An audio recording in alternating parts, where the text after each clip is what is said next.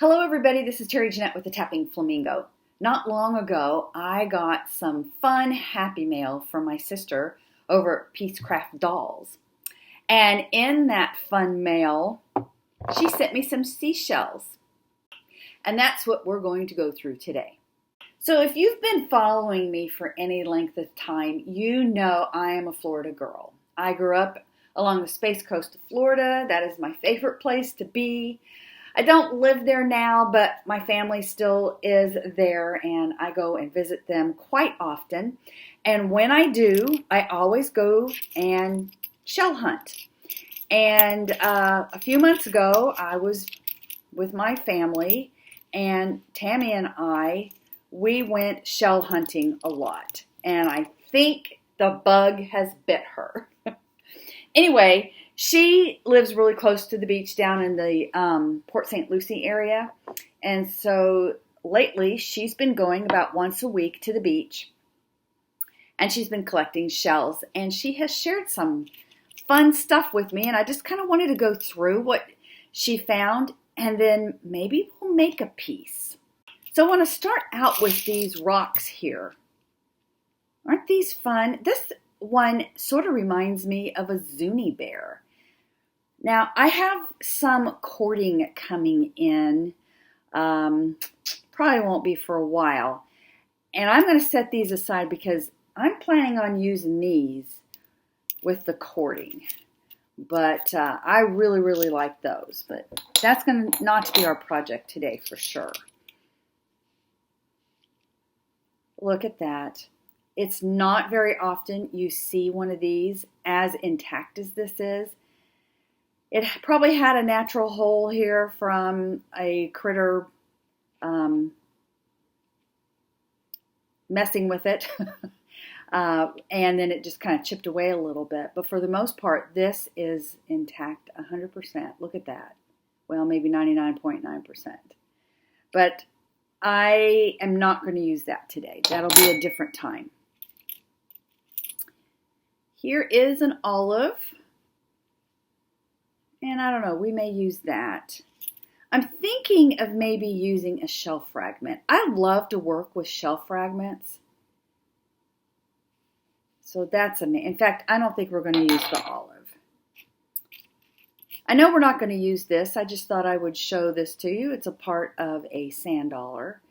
And these are really, really fragile. So not for sure I will use this in a piece of jewelry, but I don't know. I might be able to do something to make this a little bit stronger. But it's very interesting. Now this is really cool. But again, I think I'm going to wait for that cording to come. I have some ideas on this one. So we'll set that aside. I'm going to put this over here. And all of these, I believe, every one of them, yes, has a natural hole. Well, this one doesn't. Oh, well, it does on the side here. That would be kind of a fun piece to hang on the side. Here's another one with a hole on the side. But the rest of these, oh, we'll look at him in a minute. The rest of these have the hole at the top here. Aren't these pretty? So I have quite a few things to work with. He's really cute. I don't know. We may work with him. So it's a toss-up between these two. Let me put these back in here. And now I'm going to go collect some wire and some other things that I want to put in my piece. And I'll be right back and we can design and create. Before I get into creating with what I've chosen, I wanted to show you this cute little guy. He will be for another day, but he is really cute. So here's our little seashell. And when I look at him, we have grays. We have kind of a reddish, pinkish color in there. And we have white. Now, as far as the reddish pinkish goes, it could be burgundy, and that's the first thing I thought of. But when I went and started looking through a lot of my beads, pink actually looks really good in this. So let me just set this here, and I am going to wire him. I have these gray freshwater pearls. I don't really know what I was doing with them. It was an abandoned project. But I'm going to take this apart and use some of the pearls. And like I said, pink looked really good. And I have these, these pink beads that I would like to use. I don't want all my beads falling off, so I better knot it. Okay. And I want some sparkle. So I have some different sparkles here. I have these, but I don't know. I don't know if they'll really, well, they might. Let me just put those there for now. I've got those. And then I have these kind of purpley gray beads. These might be pretty. And then I have these really pretty beads. These I think are too purple. They are awfully beautiful though. But I think I'll put those away. Those are too purple. I want it to be more of the gray. And I think I'm going to put these away because I think they're competing with the pink.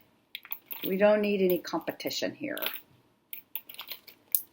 And then I have some metal I might put in there. I've got these little copper melon beads, and I think I'm going to use copper. I might use some chain, or I might use some fiber. Haven't decided yet, but let me go ahead and get this wrapped up. So I have him wrapped, and I think I've got all my beads that I need. And as you can see, we're going with chain. But I just wanted to talk a little bit about wrapping. I am still not, by a long shot, not an expert on wrapping. So that's why I really didn't show you how to wrap this way. But you can go and search YouTube and find all different kinds of ways to wrap this way. Now, I have wrapped shell fragments in a different way, and at a later date I'll show you how to do that. It is much easier than this. One thing though, when you are wrapping your shells that you need to be very careful of is when you're making these little squigglies, these actually serve a purpose. They tighten the wire up so it's not loose and your shell's going to fall out. But you've got to remember when you're tightening these, when you're making the little curve in there, you need to be careful not to tighten it too much or you will break your shell. I have done that before and it's very sad. So you need to be really careful with that. But anyway, I've got this all wrapped up and I think I'm only going to use 2 freshwater pearls and they will hang this way. And then I'm just going to start with the pink and then the crystals and just go every other one.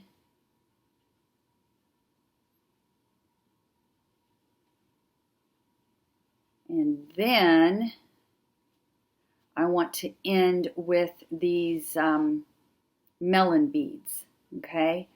And then I'm using some copper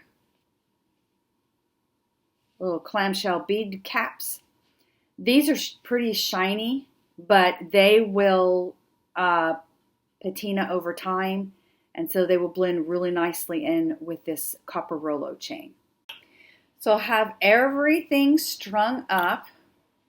That's really pretty. And you know, even though we have the pinks in here, it's very neutral. And I would wear this piece any time of year. I know a lot of people are into only wearing seashells during the summer, but This would look really nice in the fall or winter. All right, so now I'm going to add my little clam shells here.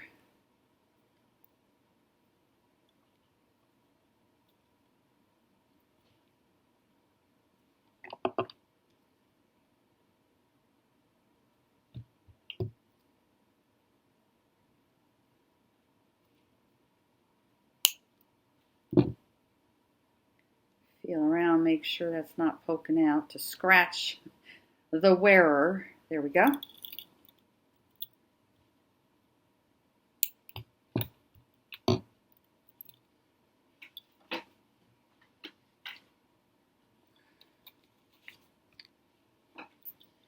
Put the other side on here.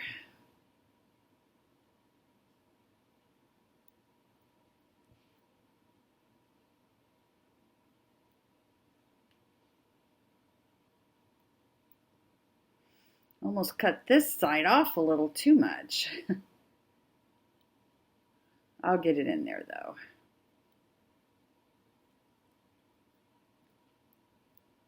There we go. I was going to say, maybe I'll get it in there.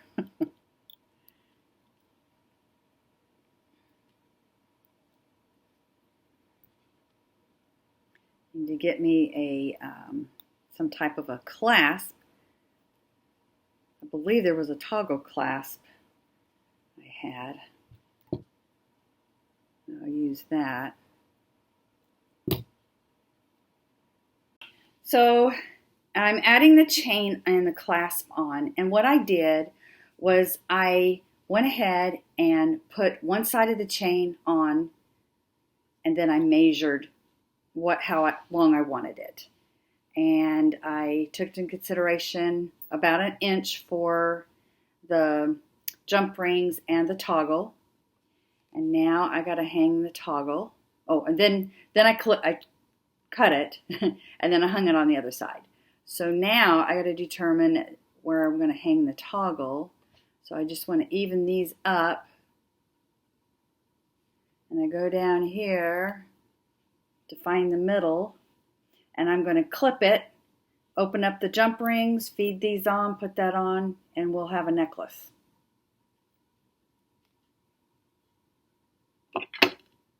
Now, sometimes you'll have, like I'm lucky right now, I have just one hanging there. Sometimes they're very even, and so you don't have one that's hanging. Well, you just pick one.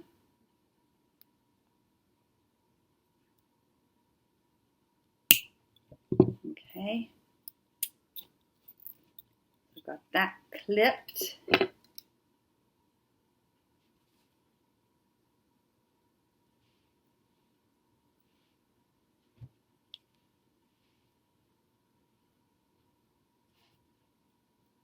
Make sure your jump rings are closed up. You don't want your piece falling apart.